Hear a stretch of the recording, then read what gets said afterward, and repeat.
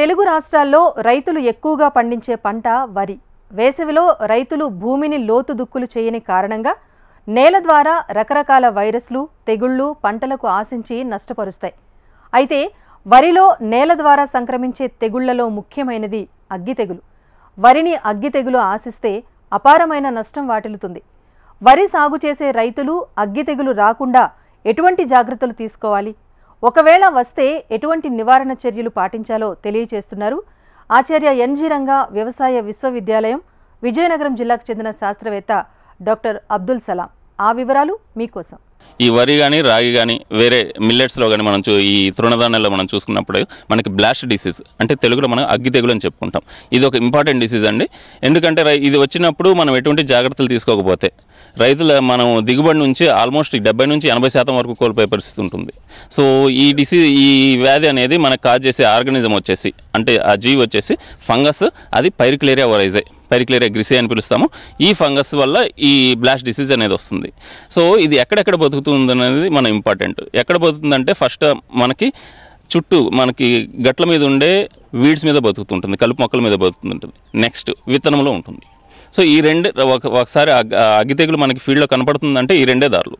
ఒకటి పక్కనున్న వీడ్స్ నుంచి రావాలి, లేదంటే విత్తనం నుంచి రావాలి. నెక్స్ట్ ఒకసారి వచ్చిన తర్వాత మొత్తం ఫీల్డ్ మొత్తం ఎట్లా స్ప్రెడ్ అవుతుంది అంటే దాన్ని గాలి ద్వారా స్ప్రెడ్ అవుతుంది. అంటే ఒకసారి మచ్చలు వచ్చాయి, ఆ మచ్చల మీద మనకి శిలీంధ్ర బీజాలు వస్తాయి. ఆ శిలీంధ్ర బీజాలు గాలి ద్వారా వేరే చోటకి వెళ్తాయి అన్నట్టు. సో వెళ్ళడం అంటే 1-2 రావండి, వస్తే కొన్ని మిలియన్స్ వస్తాయి. ఎక్కడైతే పడుతుందో అక్కడ మళ్ళీ కొత్త స్పాట్ వస్తుంది, అక్కడ కొత్త డిసీజ్ అనేది ప్రొడ్యూస్ చేస్తుంది అన్నట్టు. సో ప్రైమరీ సోర్స్ వచ్చేసి వీడ్స్, సీడ్. సెకండరీ స్ప్రెడ్ వచ్చేసి మనకి ఎయిర్ ద్వారా, గాలి ద్వారా వ్యాపిస్తుంది. సో రైతన్నలు ఈ లాజిక్ అనేది మనం గుర్తుపెట్టుకుంటే దానికి మనం మేనేజ్మెంట్ ఎట్లా చేయాలనేది చూడొచ్చు. నెక్స్ట్ వ్యాధి లక్షణాలు. దీన్ని ఎట్లా గుర్తుపట్టడం అంటే దీని 3 రకాలుగా మూడు వ్యాధి లక్షణాలు ఉన్నాయండి. ఆకుల మీద వస్తుంది. ఆకుల మీద వచ్చేసి నూలెక్కండ ఆకారం అంటే ఆల్మోస్ట్ డైమండ్ షేప్లో ఉంటుంది. గోధుమ రంగు మచ్చలు వస్తాయి. ఆ గోధుమ రంగు మచ్చల చుట్టూ ఎర్రటి లేదంటే ఒక్కచాయ రంగు అంటాం, కాఫీ కలర్ కానీ ఇటువంటి ప్యాచెస్ ఉంటాయి, చుట్టూ బార్డర్స్ ఉంటాయి. ఇవి ఒకదాంతో ఒకటి కలవడం వల్ల ఏంటంటే ఆకు మొత్తము ఎండిపోయినట్టు అయిపోతుంది. సో నెక్స్ట్ దీన్ని ఇంగ్లీష్లో బ్లాస్ట్ డిసీజ్ అని ఎందుకు అంటున్నామంటే దీని స్ప్రెడ్ అనేది విపరీతంగా ఫాస్ట్గా ఉంటుంది. మనకి తర్వాత ఫేవరబుల్ కండిషన్స్ చెప్తాం. ఈ ఫేవరబుల్ కండిషన్స్ కానీ ఉన్నప్పుడు ఇది తొందరగా 1 వారం నుంచి 10 రోజుల్లోనే మొత్తం ఫీల్డ్ మొత్తం వ్యాపిస్తుంది అన్నట్టు. దీని తర్వాత ఒకటి ఆకుల మీద, నెక్స్ట్ వచ్చేసి వెన్ను మీద వస్తుంది. మెడ విరుపు అంటాము. మెడ మీద అక్కడ వచ్చే ఇయర్ హెడ్ కింద వస్తుంది. అక్కడున్న కణజాలం మొత్తం బ్రౌన్ కలర్గా మారిపోయి మెడ విరుపు అనేది వస్తుంది. సో ఈ మెడ మీద వచ్చినప్పుడు మాత్రము పూర్తిగా మనం ఈడ్ లాస్ అనేది చూడొచ్చండి. నెక్స్ట్ దీని తర్వాత ఫింగర్ బ్లాస్ట్ అంటాము. అంటే వెన్నుల పైన వస్తుంది. వెన్నుల పైన వచ్చినప్పుడు అక్కడ గింజ నిండడం అనేది జరగదు, గింజ మొత్తం తాళగింజ అయిపోతుంది. సో ఈడ్ లాస్ మనం 10 క్వింటాలు 9 క్వింటాలు తీసే చోట వెయిట్ రాదు కాబట్టి 2-3 క్వింటాలతో సరిపెట్టుకోవాల్సి వచ్చిన పరిస్థితి ఉంటుంది. నెక్స్ట్ ఈ ఫంగస్ రావడానికి బాగా ప్రబలడానికి ఏంటి ఫేవరబుల్ కండిషన్స్ అంటే రైతులు ఆశ కొద్దీ వాడే ఎక్కువ నైట్రోజన్ వేసిస్తాం, యూరియా ఎక్కువ చల్లడం అన్నట్టు. అవసరం కంటే మోతాదు కంటే ఎక్కువ యూరియా చల్లడం. సో నైట్రోజన్స్ ఫర్టిలైజర్స్ ఎక్కువ వేస్తే ఏమవుతుందంటే ఆకుల్లో నీటిని నిల్వ ఉంచడం వల్ల అవి బాగా సక్కులెంట్గా మారు. సక్కులెంట్ అంటే వీటికి బాగా ఫేవరబుల్గా ఉంటుంది స్ప్రెడ్ అవ్వడానికి. అదొక రీజన్. దీని తర్వాత వాతావరణం అండి. వాతావరణం వచ్చేసి వర్షపు జల్లులు పడుతూ ఉండడం. నెక్స్ట్ రిలేటివ్ హ్యూమిడిటీ అంటే ఆర్ద్రత అనేది ఎక్కువ ఉండడం, వాతావరణంలో తేమ శాతం ఎక్కువగా ఉండడం. దీని తర్వాత టెంపరేచర్, రాత్రి టెంపరేచర్ 19-20 వరకు చేరుకుందంటే అంటే కిందకి పడిపోవడం అండి, 20 కంటే కిందకు వచ్చినప్పుడు, ప్లస్ మీరు ఎక్కువ నైట్రోజన్ వేసినప్పుడు అప్పుడు మాత్రము ఈ ఫంగస్కి ఇంకా తిరుగులేదు, మొత్తం స్ప్రెడ్ అవుతుంది అన్నట్టు. 1 వారంలోనే పైరు మొత్తం వ్యాపిస్తుంది అన్నట్టు. ఓకే. సో రైతులు గుర్తుపెట్టుకోవాల్సింది ఈ టైం వచ్చినప్పుడు మాత్రం మనకి దాని కెమికల్స్కి వెళ్తామా అనేది మనం చూసుకోవాలి. నెక్స్ట్ నైట్రోజన్ ఫర్టిలైజేషన్ మాత్రం జ్యుడిషియస్గా మోతాదు ప్రకారం మనం 12 కేజీలు నైట్రోజన్ అని చెప్తాము. ఆ 12 కేజీల నైట్రోజన్ ఎక్కడ అవైలబిలిటీ, యూరియాలో ఉందా, డిఏపీలో ఉందా, దేని ద్వారా ఇస్తున్నాం అనేది మనం క్యాలిక్యులేట్ చేసుకొని మనం అప్లై చేసుకోవాలి. దీని తర్వాత దీన్ని ఎట్లా మేనేజ్ చేస్తాం? సో మేనేజ్ చేయడానికి ఉత్తమమైన పద్ధతి వచ్చేసి తట్టుకునే రకాలు అంటే రెసిస్టెంట్ వెరైటీస్ అంటాం, టాలరెంట్ వెరైటీస్ అంటాం. సో మన వ్యవసాయ పరిశోధన స్థానం విజయనగరం నుంచి మనం వకుళ ఉంది, తిరుమల ఉంది, శ్రీ చైతన్య ఉంది, నెక్స్ట్ ఇంద్రావతి ఉంది, వేగావతి, గౌతమి, గోస్తని, ఈ వెరైటీస్ అన్నీ ఈ పరిశోధన స్థానం నుంచి రిలీజ్ చేయబడ్డాయి. ఇవన్నీ ఏంటంటే అసలు ఆ ఫంగస్ వచ్చి వాటి మీద ఉన్నా కానీ సిమ్టమ్ రానియకుండా ఎంత ఈ దిగుబడి ఇవ్వాలో అంత దిగుబడి ఇచ్చే తీరుతాయి అన్నట్టు. సో ఫస్ట్ రైతులు ఏంటంటే స్టేషన్ నుంచి ఇటువంటి వెరైటీస్ ఉన్నాయి కాబట్టి ఈ ఇన్ఫర్మేషన్ తీసుకుని ఇక్కడ నుంచి మనం ఒక 4 కేజీలు 10 కేజీలు విత్తనం ఫస్ట్ తీసుకెళ్తాం. దాని తర్వాత దాన్ని కల్టివేట్ చేసుకొని మళ్ళీ విత్తనాన్ని మనమే ప్రిజర్వ్ చేసుకుంటాం ఆ సీజన్ తర్వాత. సో అట్లా రైతులు తమంతట తామే విత్తనాన్ని వాళ్ళే డెవలప్ చేసుకుని ప్రతి సీజన్ మనం అదే విత్తనాన్ని వాడుకోవచ్చు. సో ఇది హైబ్రిడ్ కాదు కాబట్టి మన విత్తనం మారిద్ది, దీంట్లో ఏమైనా మార్పులు వస్తాయనే ఛాన్సే లేదన్నట్టు. ఓకే, దీని తర్వాత ఏం చేయాలంటే విత్తనం వేసేటప్పుడు మనకి సీడ్ ట్రీట్మెంట్, విత్తన శుద్ధి ఇంతకుముందు చెప్పుకున్నాము. ఒకటి వస్తే కలుపు మొక్కలు, లేదంటే విత్తనం ద్వారా వస్తుంది. సో విత్తన శుద్ధి అనేది కంపల్సరీ చేయాలండి. విత్తన శుద్ధి అంటే రైతులకు అందరికీ తెలిసిన మందులే.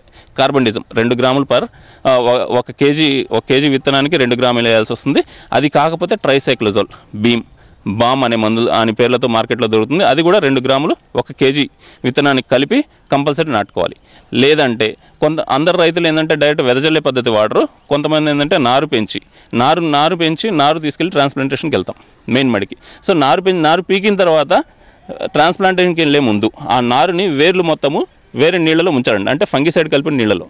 అక్కడ ఫంగిసైడ్లు వచ్చేసి బ్లైటాక్స్, కాపరాక్సిక్లోరైడ్ అనే మార్కెట్లో దొరుకుతుంది.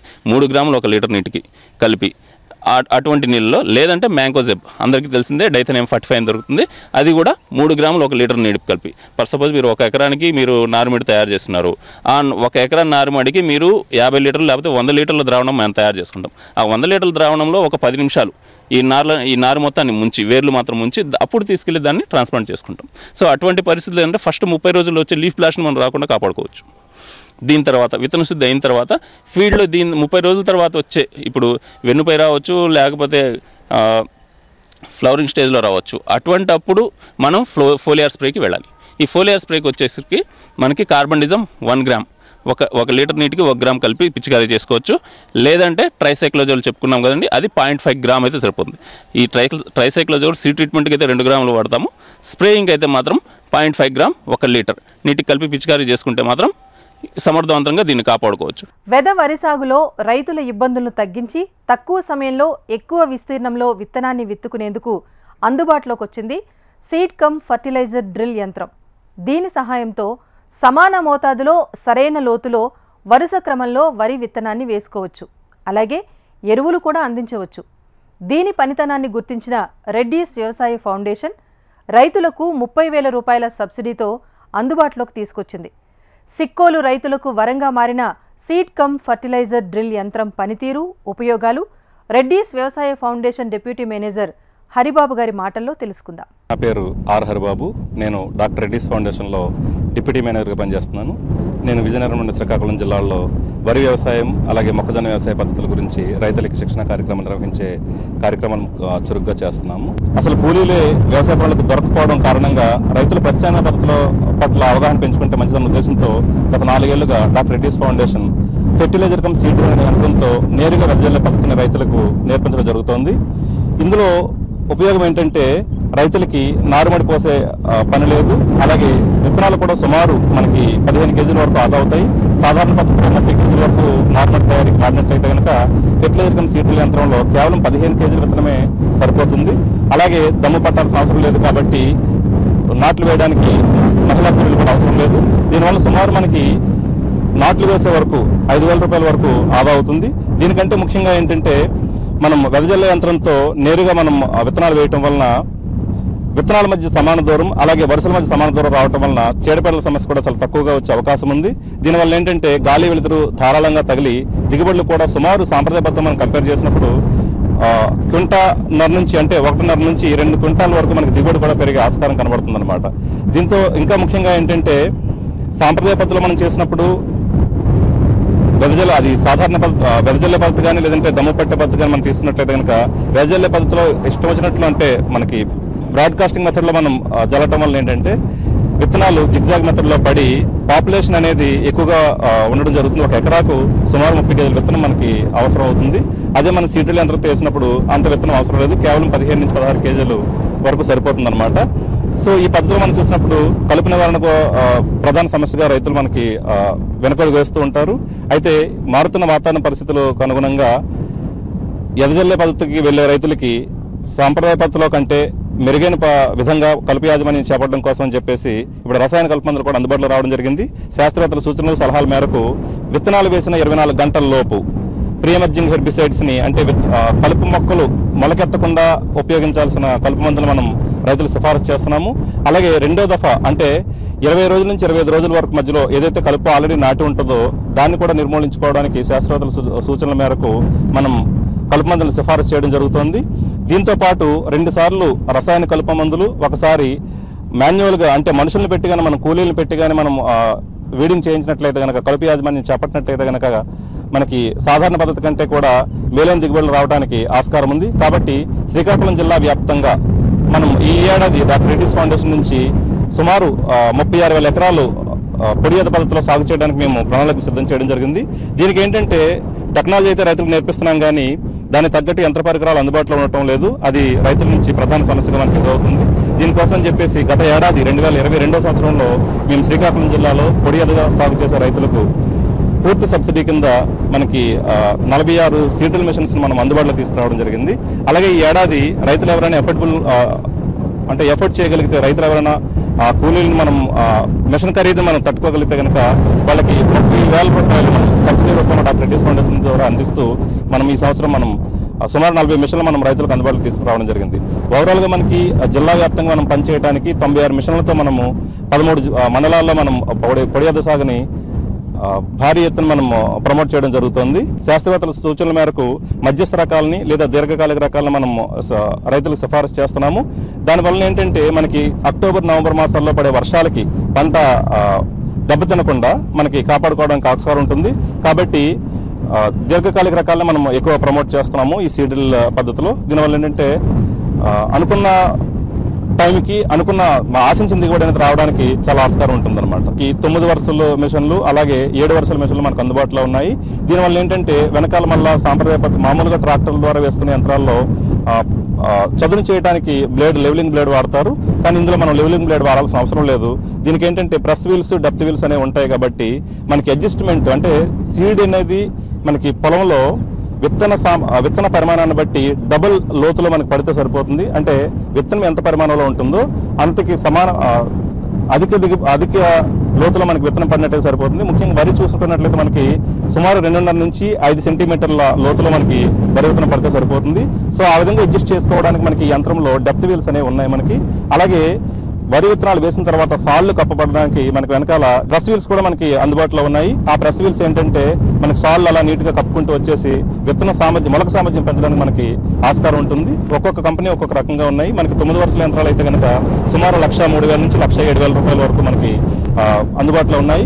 ఇందులో ఏంటంటే రైతులు కానీ ఏ యంత్రము కావాలనుకున్నా కానీ ఆ యంత్రం మీద మనకి డాక్టర్ రెడ్డిస్ ఫౌండేషన్ నుంచి 30,000 రూపాయలు మేము సబ్సిడీ రూపాయన రైతులకు అందించడం జరుగుతుంది. ఆ సబ్సిడీ పోయిన మిగతా అమౌంట్ మనకి రైతు చెల్లించినట్లయితే కనుక మనం యంత్రాలను రైతులకు అందుబాటులో తీసుకురావడానికి మేము ముందుకు వస్తున్నాం అని చెప్పేసి ఈ సందర్భంగా తెలియజేసుకుంటాం. సీడ్ కమ్ ఫర్టిలైజర్ యంత్రం ప్రవేశపెట్టడానికి ముందు వరి విత్తనాలు చేతితో ఎదజల్లటం లేదా నాట్లు నాటడం జరిగేదని, అది ఖర్చుతో కూడుకున్న పని అని, పైగా సమయం శ్రమ అధికమని రైతులు అంటున్నారు. వర్షాధార ప్రాంతాల్లో ఆరుతడి వరి సాగుకు ఈ విధానం లాభదాయకమని చెబుతున్నారు. రైతుల చెంతకు వజ్రాయుధంలా చేరిన seed cum fertilizer drill machine పనితీరు రైతుల మాటల్లో తెలుసుకుందాం.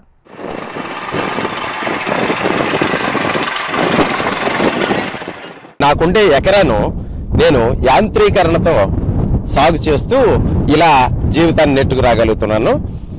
ఒకప్పుడు విపరీతమైనటువంటి కూలీలను పెట్టుకుని చాలా శ్రమకు వచ్చి నెల 15 రోజుల పాటు దమ్ములు పట్టేవాళ్ళు. ఈ రోజుల్లో యాంత్రీకరణ వచ్చిన తర్వాత కేవలం ఒక అరగంటలోనే ఎకరాన్ని మనం పూర్తిగా ఎరువు విత్తనాలని ఒకేసారి ఈ సీడ్ డ్రిల్ సహాయం వలన విత్తుకోవడం జరుగుతుంది. దీనివలన కూలీల ఆదా బాగా మనకి ఉపయోగపడుతుంది. కూలీల్ని మనం తగ్గించుకొని ధనాన్ని ఆదా చేసుకోవచ్చు. అలాగే సాంప్రదాయ పద్ధతిలో మనం వెదజల్లితే ఎకరాకి 25 కిలోల వరకు, 25 కిలోల నుండి 30 కిలోల వరకు విత్తనాన్ని మనం విత్తేవాళ్ళం.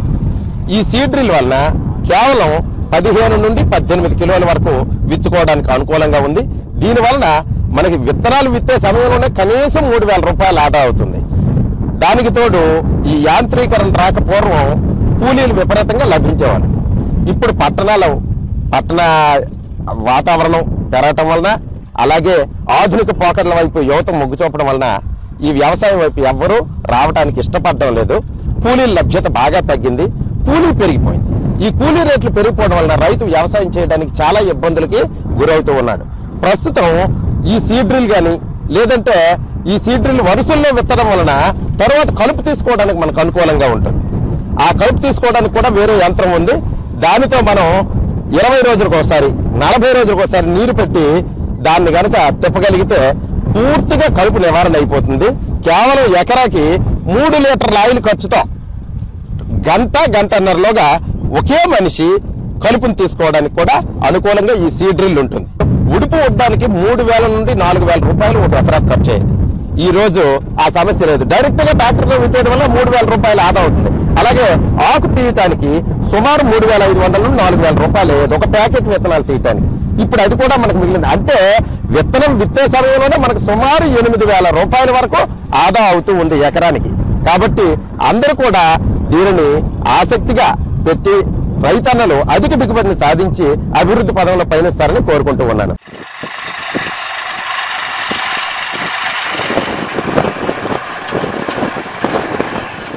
గతంలో ఎకరాకి ఒక 25 కేజీలు తీసుకొచ్చి ఎకరా జల్లేవాళ్ళం అండి. ఇప్పుడు ఈ డ్రమ్ సీడర్తో, అంటే ఈ దుక్కు మిషన్ సీడర్ తోటి చేసేటప్పటికేమో 10 నుంచి 15 కేజీల మధ్యలోన విత్తనాలు ఖర్చు అవుతున్నాయండి. దానికి దీనికి కంపేర్ చేస్తే సుమారుగా 10 నుంచి 12 కేజీలు తగ్గుతాయండి. ఆ విత్తనంకి ముందు వేసేదానికి ఇప్పుడు వేసేదానికి, గతంలో వేసేదానికి ఇప్పుడు వేసేదానికి లైన్లు క్లియర్గా వస్తాయి. ఇప్పుడు గతంలో ఏంటంటే పీక పురుగు, తర్వాత ఏమో దోమపోటు రావడానికి ఆస్కారం ఎక్కువ ఉండేది. ఈ విధంగా చేయడం వల్ల తక్కువ మోతాదులో మొక్కలు ఉండడంతో అవి పిలకలు చేసి, అంటే ముందు దానికి ఇప్పుడు దానికి తేడా ఏంటంటే ముందు చిక్కదానం మీద కింద వరకు గాలి వెలుతురు తగిలేదు కాదు. ఇప్పుడు గాలి వెలుతురు శుభ్రంగా దాళరంగం తగిలి దానివల్ల క్రాప్ కూడా ఎక్కువ వస్తుందండి. గతంలో కూలి వాళ్ళు విపరీతంగా దొరికేవారు, ఇప్పుడు పూర్తిగా దొరకడం మానేశారండి. చేయాలని అంటే మేము కష్టపడి చేసుకోవాలనుకుంటే చేయడం, మానేయాలనుకుంటే పక్క పెట్టి ఉంచేయడం. అది చేయలేక ఇప్పుడేమో ఈ ఆధునిక వ్యవసాయ పనిముట్లని ఆధారపడేసి చేయాల్సి వస్తుంది. గత సంవత్సరం చేసామండి, ఒక 50 సెంట్ల వరకు చేసాము. ఈ సంవత్సరం బాగుంది, అంటే గత సంవత్సరం బాగుందనేసి ఈ సంవత్సరం మళ్ళీ స్టార్ట్ చేసామండి. దీనివల్ల కూలి వాళ్ళు తలకు ఇబ్బంది మాకు కొంత తీరుతుందండి, కొరత. ఈ ఎరువులు వేసేవి కానీ, పురుగుల మందులు కొట్టేవి కానీ 50% ఆదా అవుతుందండి. గతంలో దానికి ఇప్పుడు దానికి ఇంచుమించు 100 రూపాయలు మిగిలి చాలండి మాకు. గతంలో ఎకరాకి 4 నుంచి 5,000 రూపాయలు ఖర్చు అయ్యేది, ఇప్పుడు 15,000 నుంచి 2,000 రూపాయలు ఖర్చు అవుతుందండి. రెడ్డి ఫౌండేషన్ వల్ల మాకు మేలు ఎక్కువగా జరుగుతుందండి. డ్రోన్లు కూడా ఇంకా ఇప్పుడు ఈ సంవత్సరంకి తెప్పించి మాకు అందిస్తామని చెప్పి అన్నారు. అది కూడా చేసినట్టయితే ఇంకా ఎక్కువగా లబ్ధి పొందడానికి బాగుంటుంది అనమాట. మాకు ముందు మేము పొలంలో సేంద్రియ ఎరువు వేసుకుంటామండి. మిషన్లు వేయడం అనేది దాంట్లో జరగదు. అంటే మామూలు ఎరువు అనేది వాడడానికి అందులో బాగుంటుంది. దీంట్లో ఏంటంటే పొలం మొత్తం మేము గతం జల్లేసి గతం మీద ఈ డ్రమ్ సీడర్ని తిప్పుకొని పనిచేస్తున్నామండి. దీనివల్ల మాకు టైము ఆదా అవుతుంది. గతంలో 2 ఎకరాలు జరిగేది, మామూలుగా చేస్తే 1-2 ఎకరాలు జరిగేది. దీనివల్ల రోజుకి 4 ఎకరాలు 5 ఎకరాల వరకు అవుతుంది. కాకపోతే ఏంటంటే మనుషులతో, అప్పుడు ఎక్కువ మనుషులతో పని అయ్యేది. ఇప్పుడు 2 మనుషులు ఉంటే సరిపోతారు. ఒక డ్రైవరు, ఒక ఆయన విత్తనాలు వేయడానికి 2 మనుషులతో ఇప్పుడు జరుగుతుంది. అప్పుడు 4 నుంచి 5 పని వాళ్ళు ఉండేవారండి. అప్పుడు ఖర్చు ఏంటంటే మనిషికి 600 లెక్క వేసినా సరే 3 ఆరులు 1800 మిగులుతుందండి. ఇప్పుడు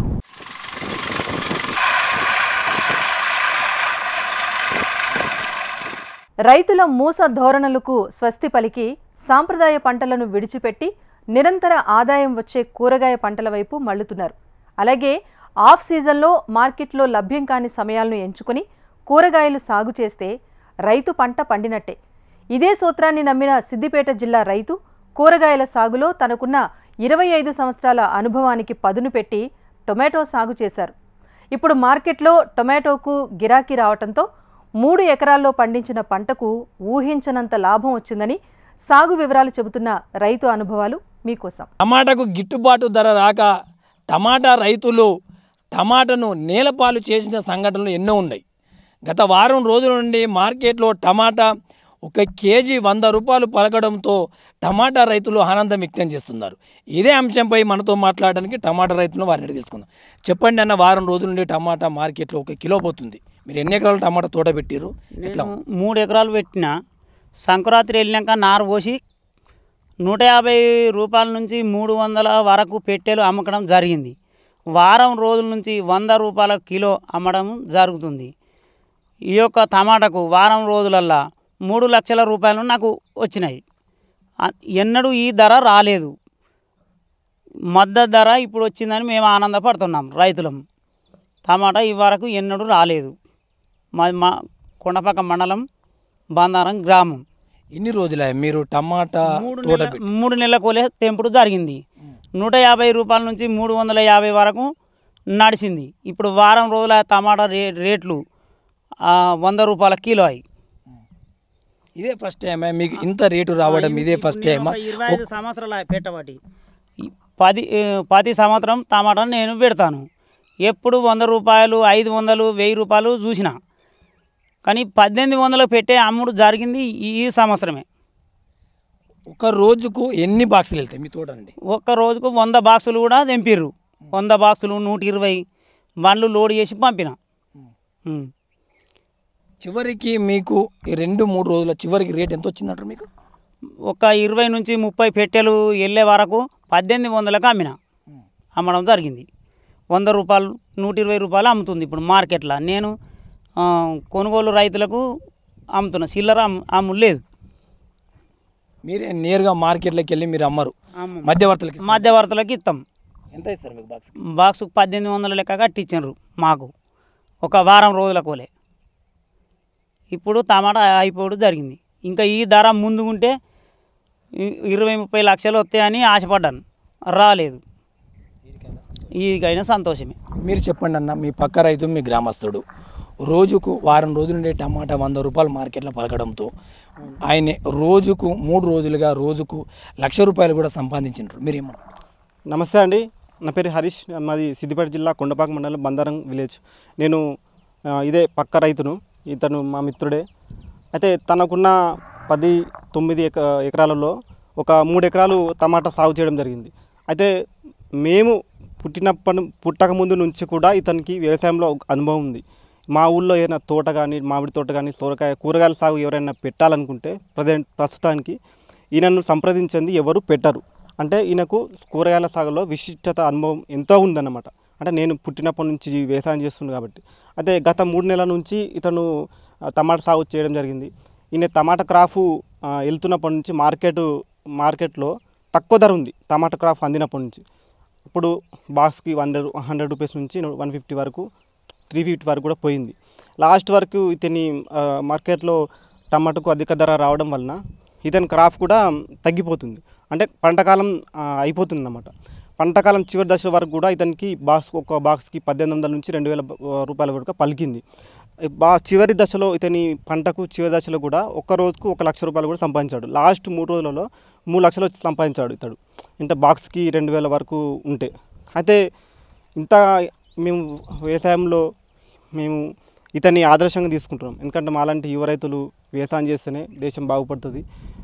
పల్లెటూరి పట్టుకొమ్మ, దేశానికి పల్లెటూరే పట్టుకొమ్మ లాంటి చెప్పుకోగలుగుతున్నాం. అయితే మేము ఇతన్ని ఆదర్శంగా తీసుకోవడానికి గల కారణం ఏంటంటే గత 20 సంవత్సరాల నుంచి నేను వ్యవసాయం చేస్తుంటున్నాడు. ఈయనకు గతంలో ఆదర్శ రైతు ఎన్నో అవార్డులు వచ్చాయి. అయితే మనం చూస్తున్నాం అన్నట్టు.